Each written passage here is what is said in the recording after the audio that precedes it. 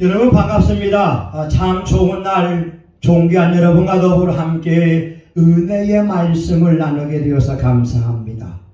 여러분들은 예수님을 나의 구주로 영접한 축복의 사람들입니다. 여러분들은 삶의 우선순위가 하나님이 되어진 축복의 사람들입니다. 여러분들은 복을 받기에 합당한 사람들입니다. 하나님께서 이렇게 말씀합니다. 사랑하는 자여, 내 영혼이 잘된 같이 내가 범사에 잘되고 강건하기를 내가 간구하노라. 요한 3서 1장 2절의 말씀입니다. 오늘 저와 여러분에게 이 축복의 말씀이 이루어지기를 예수 이름으로 축원합니다.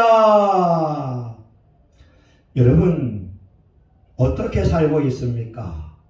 벌써 6월 10일이 되었습니다. 우리의 삶에 늘 행복하고 기쁘고 즐거운 일이 있기를 원하는데 여러분 어떻게 살고 계신가요? 오늘 이스라엘 사람들은 약속의 땅 가나안을 향하여서 나아가고 있습니다. 이들이 르비딤이라고 하는 지역에 도착을 했는데 물이 없었습니다. 뜨거운 햇빛 아래에서 물이 없는 사건을 경험할 때 이들은 어떻게 했을까요? 원망하고 불평을 합니다. 그런데 하나님께서는 모세를 통하여 반석에서 물이 나오는 은혜를 베풀어 주셨습니다.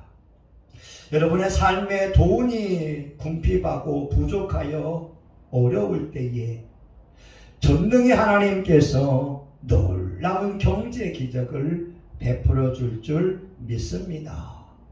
그런데 르비딤에서 쉼을 얻고 있는데 아말렉이라고 하는 족속이 쳐들어왔습니다. 이 아말렉은 에서의 손자들인데 어떤 면에서 보게 되면 이스라엘 사람들과 친척 관계가 되는데 그 족속들이 이스라엘 사람들을 쳐들어온 것이었습니다.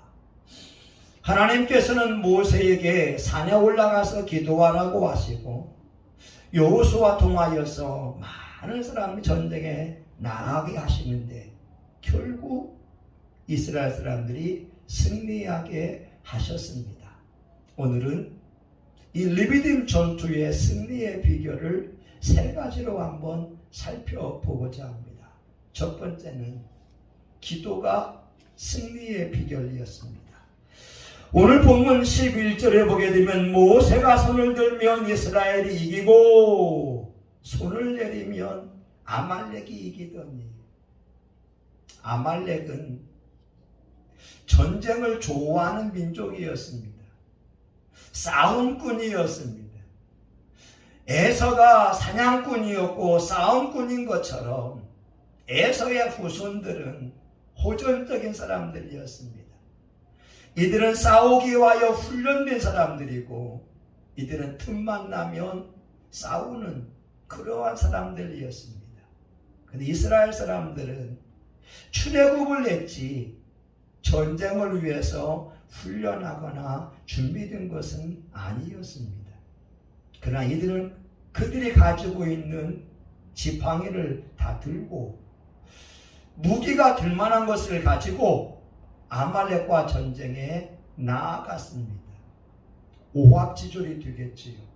그런데 모세가 손을 들면 이스라엘이 이기고 손을 내리면 아말렉이 이기는 기이한 현상이 시작되는 것이었습니다. 어떻게 이 말씀을 우리가 받아들일 수 있겠습니까? 모세가 손을 든다라고 하는 것은 하나님 앞에 기도하는 것을 의미합니다. 선다싱이 이렇게 말하지요.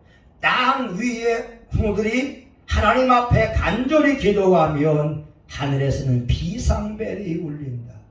우리가 주여 주여 주여 기도하게 되면 하늘에서 비상벨이 울린다는 겁니다. 천군 천사가 소집되어지고 기도하는 성도들을 위하여서 하늘의 군대가 파견된다라고 하는 거죠. 토마스 칼라일은 이렇게 말합니다. 비상기도는 하늘의 사이렌을 울린다. 모세가 손을 들고 기도할 때에 천군 천사들이 소집되어지고 싸우고 있는 이스라엘 사람들을 돕는다고 하는 겁니다. 우리는 사사기를 통하여서 이것을 진작해 볼 수 있습니다. 사사기 14장 6절에 보게 되면 삼손이 여호와 신에게 크게 감동되어 손에 아무것도 없어도 그 사자를 염소 새끼를 찢음같이 찢었으나 삼손이라고 하는 사사가 있는데 하나님의 신 성령이 임하게 되면 힘이 생겼습니다. 담대함이 생겼습니다. 사자 입을 염소 새끼같이 찢을 수가 있었습니다. 삼손에게 하나님의 영이 임하니 나귀의 턱뼈를 가지고 1000명을 죽일 수가 있었습니다. 그에게 피곤치 않은 하나님의 능력이 있던 것이었습니다. 여러분, 우리가 어려운 상황을 경험할 때, 환난과 궁핍함 속에 있을 때 우리가 할 수 있는 것은 하나님 앞에 기도하는 겁니다. 다윗 왕이 하나님의 마음에 합한 사람이라고 하는 인정을 받는데 다윗 왕은 순간순간 하나님 앞에 기도했던 것이었습니다. 시편 28편에 보게 되면 1절과 2절에 여호와여 내가 주께 부르짖으오니 나의 반석이여 내게 귀를 막지 마소서. 주께서 내게 잠잠하시면 내가 무덤에 내려가는 자와 같을까 하나이다. 내가 주의 성소를 향하여 나의 손을 들고 주께 부르짖을 때에 나의 간구하는 소리를 들으소서. 다윗 왕이 이 기도를 드릴 때에는 압살롬이 아버지를 반역할 때입니다. 압살롬이 아버지를 죽이기 위하여 사람들을 모아 반역할 때에 다윗은 하나님 앞에 두 손 들고 간절히 기도하기 시작했던 것입니다. 어느 여목사님의 간증이 있습니다. 남편 따라서 미국에 갔습니다. 남편은 대학에서 공부를 하고 있는데 본인은 공부할 수 있는 여건이 되지 못했습니다. 돈이 없었습니다. 토플도 준비하지 못했습니다. 그러나 너무 공부하고 싶었습니다. 그녀가 할 수 있는 것은 하나님 앞에 간절히 기도하는 것이었습니다. 하나님, 나도 공부하고 싶습니다.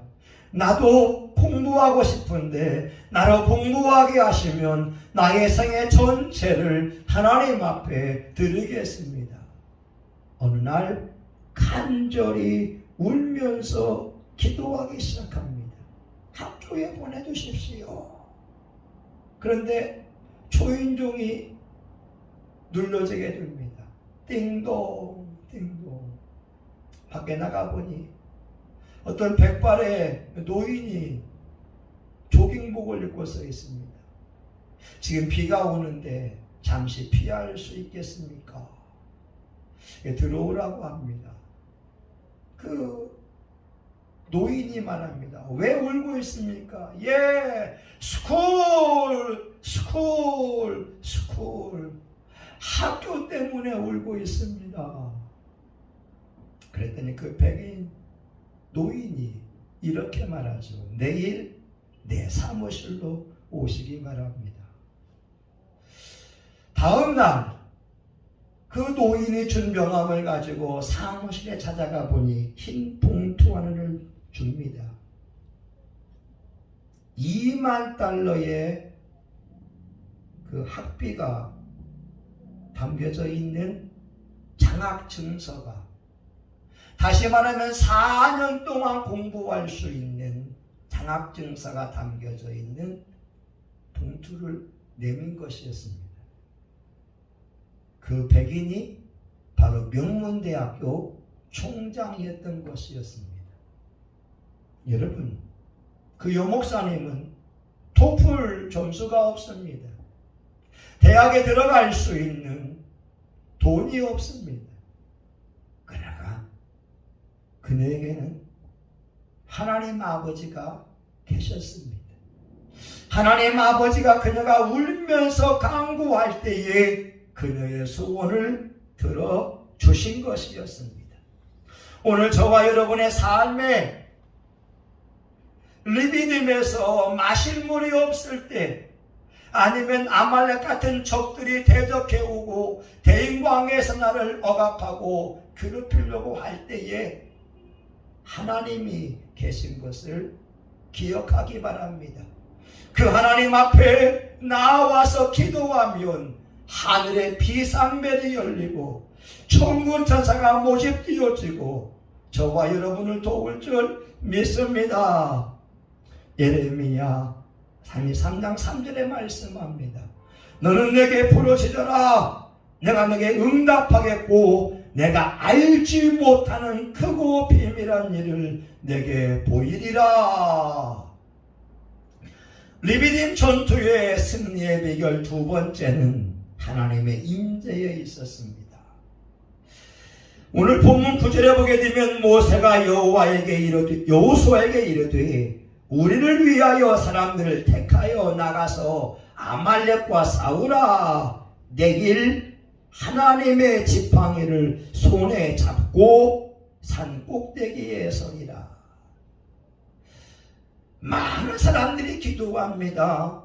불교인들도 절에 가서 부처에게 기도하고, 이슬람 사람들도 각종 신들에게 기도하고, 또한 무당들도 귀신들에게 기도합니다. 그런데 모세는 하나님의 지팡이를 붙잡고 하나님 앞에 기도한다는 거죠. 여러분, 기도하는 것 중요한데 누구에게 기도하느냐가 중요한 것이고, 우리가 기도할 때에 하나님의 임재가 있느냐, 이것도 중요합니다.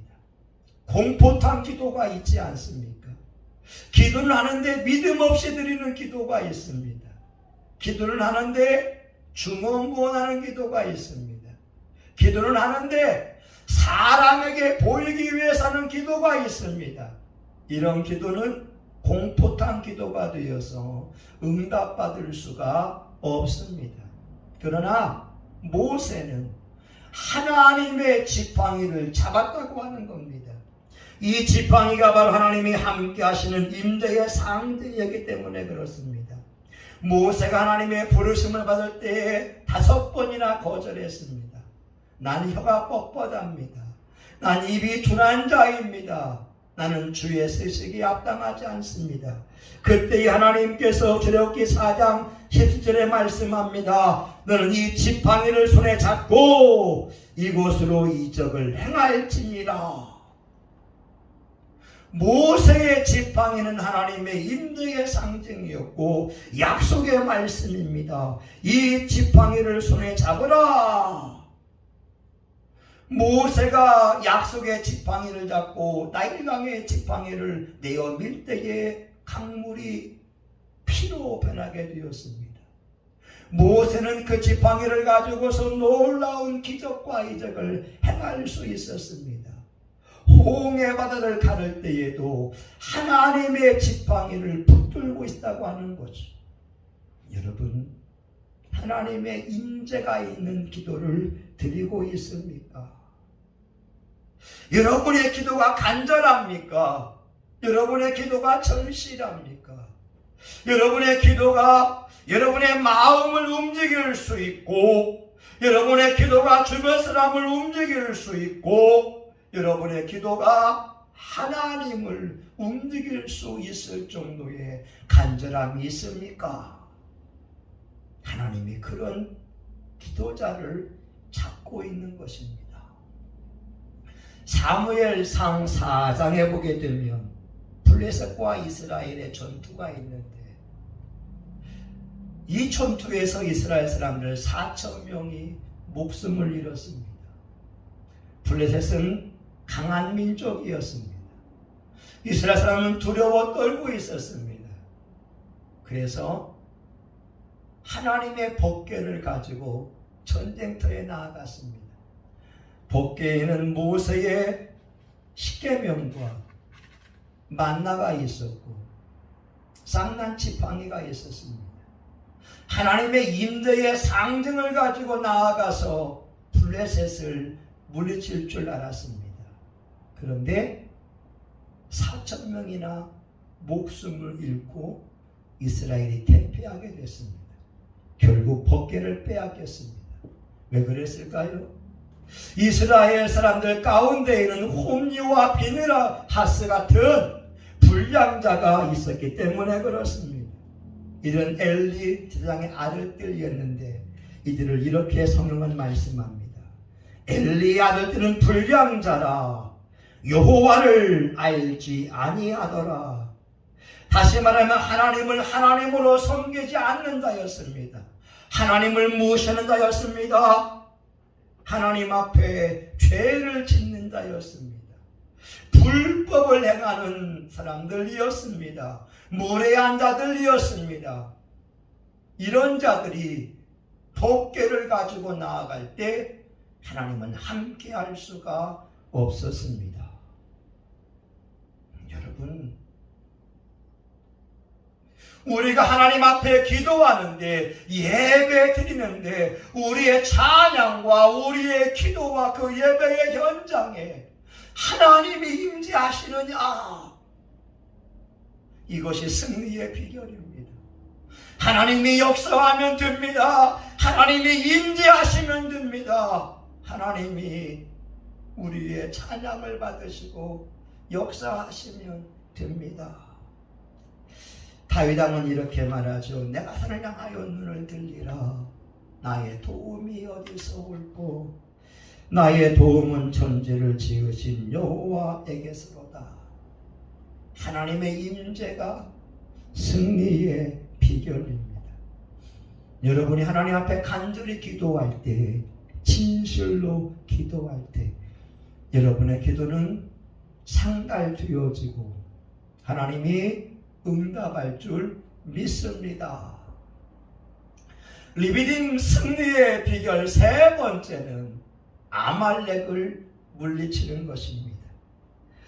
17절에 보게 되면 여호와께서 맹세하시기를 여호와가 아말렉으로 더불어 대대로 싸우리라 하셨다 하였더라.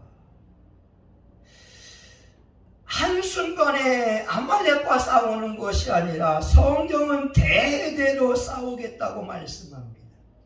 하나님께서 아말렉을 물리칠 것을 말씀합니다. 여러분, 이삭의 아들들이 야곱과 에서 있지 않습니까?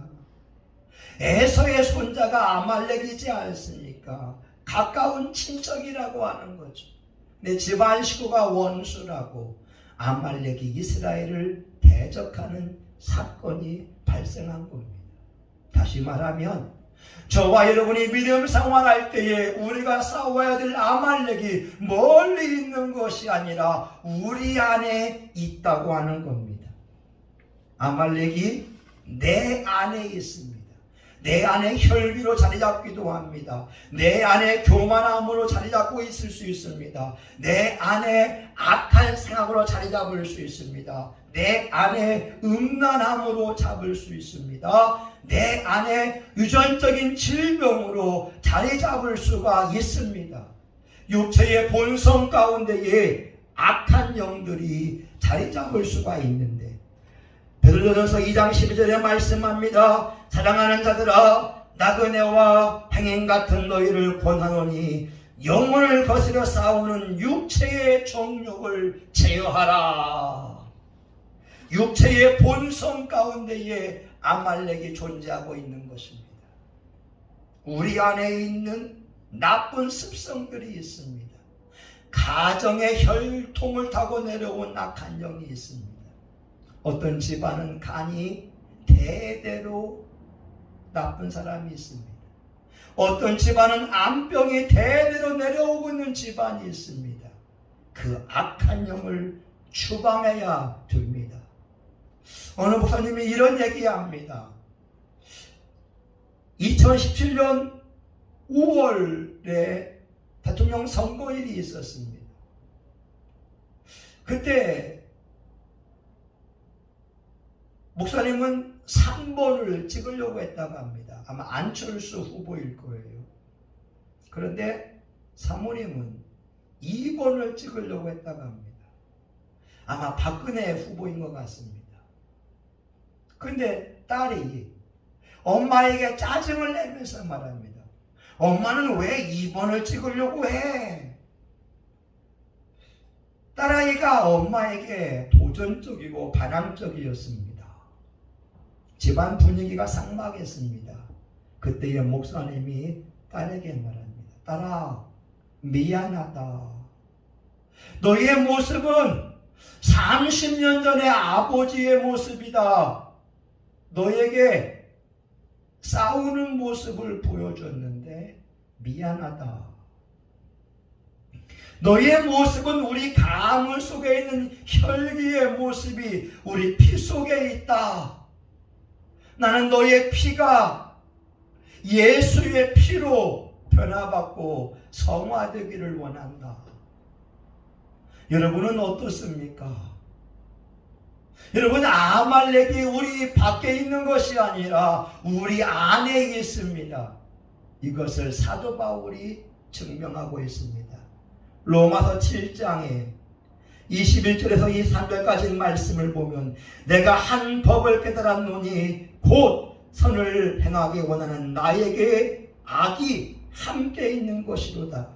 내 속사람은 하나님의 법을 즐거워하되 내 지체 속에는 다른 한 법이 내 마음의 법과 싸워 내 지체 속에 있는 죄의 법 아래로 나를 사로잡아 오는 것을 보는도다. 바울이 고통당하는 겁니다. 그의 마음과 그의 삶 하나님을 예배하길 원하는데 육체의 법, 죄의 법이 그의 육체 가운데 있다는 겁니다. 그래서 그의 영적인 삶에는 이 육체의 법과 싸우는 갈등이 있었습니다. 사랑하는 여러분, 르비딤의 승리의 비결 첫 번째는 기도였습니다. 하나님 앞에 나와 기도해야 됩니다. 두 번째, 하나님의 임재이었습니다. 세 번째는 아말렉이 내 안에 있는 것을 알아야 되고, 그 아말렉을 예수의 이름으로, 원수 마귀를 예수의 이름으로 물리치며 나를 바꾸어 낼 때 영적 싸움에 승리할 수가 있습니다. 여러분, 르비딤이라고 하는 뜻은 안식처 쉼이라고 하는 뜻이 있습니다. 근데 그 르비딤이 마사라고 불리기도 하고 무리바라고도 불리기도 합니다. 마사는 시험이라는 뜻이 있고 무리바는 다툼이라고 하는 뜻이 있습니다. 7절에 보게 되면 그가 그곳 이름을 마사라 또는 무리바라 불렀으니 이는 이스라엘 자손이 다투었음이요, 또는 그들이 여호와를 시험하여 이르기를 여호와께서 우리 중에 계신가 아닌가 하였음이었더라. 저와 여러분 똑같은 장소가 르비딤이 될 수 있고 마사가 되고 무리바가 되는 것을 기억해야 됩니다. 저와 여러분의 삶 속에, 우리의 심령과 우리의 가정 속에 하나님 앞에 기도하며 하나님 앞에 찬양하며 예배드리며 하나님의 임재함이 있을 때 우리는 안식처의 삶을 살 수 있을 것이고, 기도하지 아니한다면, 하나님의 임재가 없다면, 영적 싸움을 싸우지 않는다면 우리는 마사와 무리바와 같은 고통스러운 삶을 살 수밖에 없을 것입니다. 오늘 저와 여러분 모두가 오늘 르비딤의 영적 승리의 비결을 마음에 새겨서 하나님 앞에 기도하고 하나님의 임재를 끌어내고 영적 싸움에 승리하여 여호와 니시 하나님을 경험할 수 있기를 예수의 이름으로 축원합니다. 아멘. 살아계신 하나님, 여호와 니시 하나님, 하나님의 자녀들을 영적 싸움의 용사가 되게 하여 주시옵소서. 기도의 능력을 주옵소서. 찬양의 능력을 주옵소서. 하나님의 임재를 경험하게 하여 주시고 예수의 이름과 예수의 보혈을 앞세우고 나아갈 때마다 원수 마귀를 물리치고 승리할 수 있도록 축복하여 주시옵소서. 예수님의 이름으로 기도합니다. 아멘.